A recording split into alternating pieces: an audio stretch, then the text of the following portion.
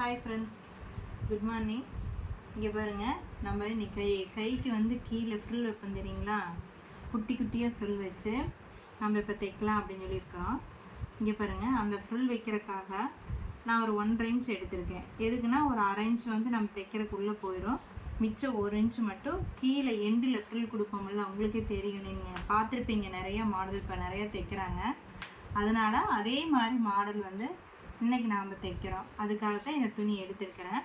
நான் உங்களுக்கு இதை அடிச்சுட்டு கீழே கையில் எப்படி வச்சு ஜாயின் பண்ணணும், அந்த கீழே ஃப்ரில் வர்றப்போ எவ்வளோ அழகாக இருக்குன்னு சொல்லி நீங்களே பாருங்கள், உங்களுக்கு நான் காமிக்கிறேன். இங்கே வருங்க, ஃபஸ்ட்டு இந்த ஃப்ரில் வந்து எப்படி வச்சுக்கணுங்க பாருங்கள். குட்டி குட்டியாக வைங்க, பெருசாக வேண்டாம். இங்கே பாருங்கள், குட்டி குட்டியாக வைங்க. இங்கே பாருங்கள், இந்த அளவுக்கு இருந்தால் போதும் ஃப்ரில். ஓகேங்களா? குட்டி குட்டி ஃப்ரில் தான் ரொம்ப அழகாக இருக்கும் பார்க்குறக்கு. இங்கே பாருங்க தான், இப்படி குட்டி குட்டியாக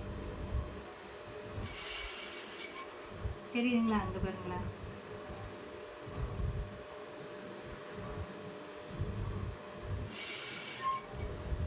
பாருங்க, எல்லா ஃப்ரில் விரியுது.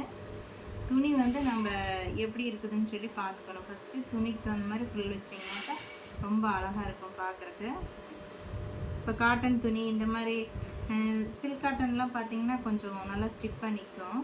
காட்டன் அப்படி தான். இந்த கிளாத் கொஞ்சம் இங்கே வருங்களா,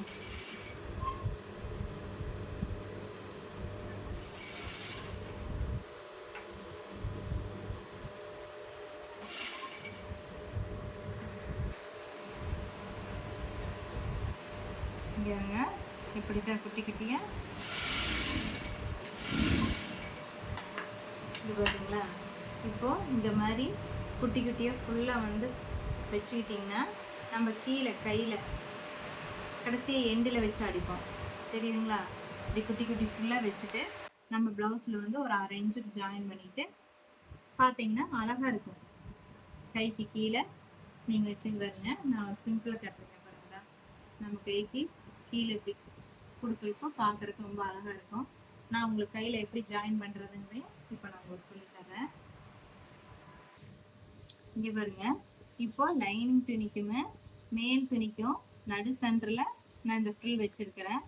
இப்போ இதை வச்சு ஒரு 1/2 இன்ச்சுக்கு அடிச்சுக்கலாம். ஓகேங்களா? பாருங்க, 2 துணி சரிசமமாக வச்சுக்கோங்க. வச்சுட்டு இங்கே நான் எவ்வளோ அடிக்கிறேன்னு மட்டும் பார்த்துக்கோங்க.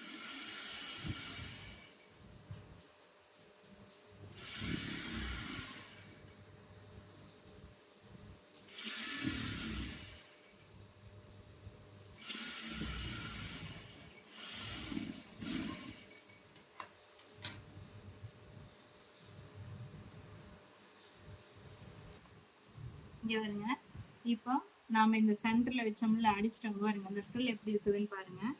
இப்போ பின்னாடி பக்கம் திருப்பி பார்த்தீங்கன்னா உங்களுக்கு பிசுறே வந்திருக்காது.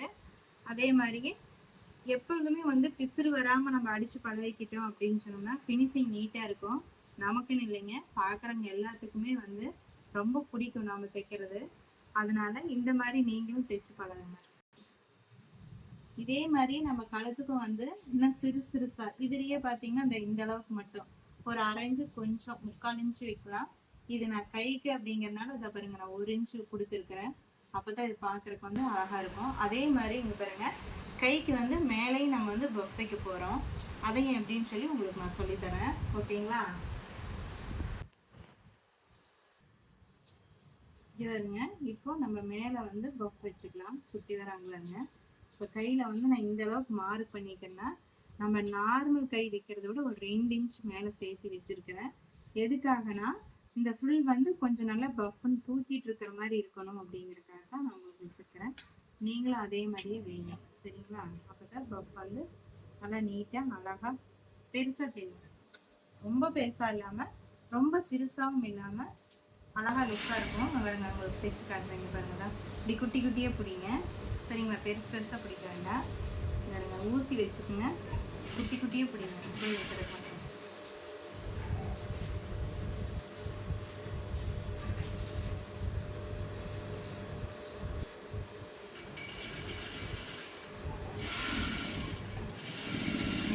இப்படி குட்டி குட்டியாக ஃப்ரில் வச்சுட்டு இப்படி தூக்குனீங்கன்னா இங்கே பாருங்க, தெரியுதா உங்களுக்கு?